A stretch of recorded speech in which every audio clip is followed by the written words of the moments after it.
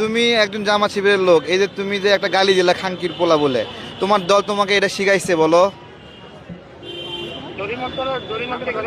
না? তুমি যে বললা, তুমি আমাকে বলতেছো বাংলাদেশের পক্ষে না আমরা।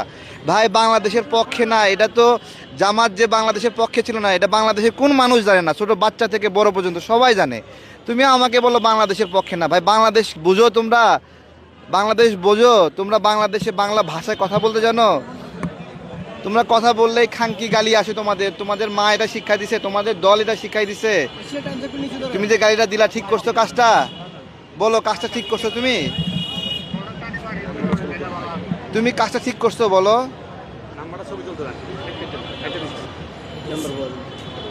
কোনো কথা নাই, ফোনটা ধরেই কয় তুমি কি আমজনের দল, তারপরে দিয়ে দিয়ে দিছে। আমরা যে নির্বাচনী ক্যাম্পেইন করছি না, আপনার নাম কি ভাইয়া? বিপ্লব ভাই নামে একজন রাজবাড়ী থেকে বলছে আমাদের নির্বাচনী ক্যাম্পেইনেতে উনি হেল্প করবে আর কি। কেউ ফোন দিয়ে গালি দেয়, কেউ ফোন দিয়ে হেল্প করে। আপনাকে অনেক ধন্যবাদ। ঠিক আছে, কাকতলীয় ভাবে আপনাদের সামনেই গালি দিছে না? হ্যাঁ না না, এরা ফোন দেওয়া কিছু বলা লাগে না, বইলেই সমানে গালি দিবে, বুঝছেন? ওদের একটা গ্রুপ আছে, সেই গ্রুপে ওরা শিডিউল করে, ওদের যখন প্যারা ওঠে, গেরা ওঠে, তখন ওরা গালি দেওয়া শুরু করে, বুঝতে পারছেন? এখন নতুন করে না না, নতুন করে গালি দিচ্ছে। ওই যে ঢাকা 17 আসনে জামাতে যে প্রার্থী তারেক রহমানের নিয়ে উল্টাপাল্টা কথা বললো না, তারেক রহমানের নিরাপত্তা প্রয়োজন কেন বা বিভিন্ন কথা বললো না, তা আমি ওটা বলছিলাম যে হ্যাঁ কি নাম, কাদিউজ্জামান, হে নাকি ডক্টর, কিন্তু মুখের ভাষা কি সি। হ্যাঁ, তারেক রহমানকে কেন প্রোটোকল দিচ্ছে, কি সব উল্টাপাল্টা কথা বলে। তা আমি বলছি যে যে তারেক রহমানের বাবা একজন বীর মুক্তিযোদ্ধা এবং খেতাবপ্রাপ্ত নাকি, এবং সে জেড ফোর্সের প্রধান, সে স্বাধীনতার ঘোষক, তার মা 3 বারের প্রধানমন্ত্রী, তার জীবনের ঝুঁকি আছে। সে সামনে প্রধানমন্ত্রী না হলেও তার জীবনের ঝুঁকি আছে, সে রাজনীতি না করলেও ঝুঁকি আছে। তো তাকে প্রোটোকল দেবে না? তার বাবা তো রাজাকার ছিল, তো রাজাকারের পুতের প্রোটোকল দেবে? এটাই বলছি। এরপর থেকে জামাত শিবির সব খেপে একেবারে খালি গালি দিচ্ছে রুটিন করে। দেখি আরেকটা কল দিচ্ছি, দেখি কি বলে এটা।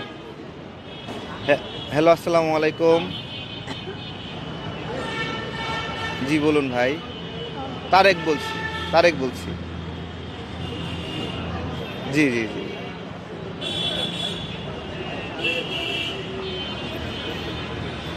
আপনি ডোনেশন করবেন, অনেক ধন্যবাদ। এই যে কনফার্ম হলেন, অনেক ধন্যবাদ আপনাকে। হ্যাঁ ঠিক আছে।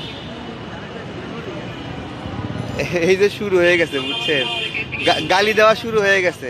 ভাই তোমরা জামাত করো, এইভাবে গালি দাও কেন? তোমাদের এটাতে গালি আছে? এই যে শুরু করে দিছে গালি দেওয়া। না না, তোমাদের দলে এইভাবে গালি দেওয়া শিখাই বলো? তোমরা যে গালি দিচ্ছ এইভাবে রুটিন করে, দেখো এদের প্রত্যেকটা গালি শুধু মাকে নিয়ে, ওদের মাকে সমস্যা। আমাদের মা বোনদেরকে ধর্ষণ করছে 1971 সালে। এখন এই যে এখন এসে ওদের মূল জায়গাটা হলো মাকে ওরা খানকি বলবে, মাকে তারপরে চাইবে, এগুলো এদের কাজ। এই যে খালি মানে সমানে গালি দিচ্ছে, উথাল পাতাল গালি দিচ্ছে সমানে। কি একটা অবস্থা এদের! এরা নাকি ইসলামিক দল, আল্লাহ দেখেন। হ্যাঁ সমানে একবারে গালি দিয়ে এখন যায় নামাজ পড়ে হজ করে পবিত্র হয়ে আসবে আবার। না না, এই যে সমানে উথাল পাতাল গালি দিচ্ছে খালি। না না, সে তো বলতেছে জামাত নিয়ে কথা বলি কেন, তো বলতেছেই। এ তো হে নিজেই বলতেছে জামাত নিয়ে বলিস কেন, বলেই গালি শুরু করে দিছে। ঠিক আছে, এই যে বলতেছে জামাত তোর কি সব কথা বলে, সি সি সি। আল্লাহ, জামাত ছাড়া জামাত নিয়ে কথা বলিস কেন?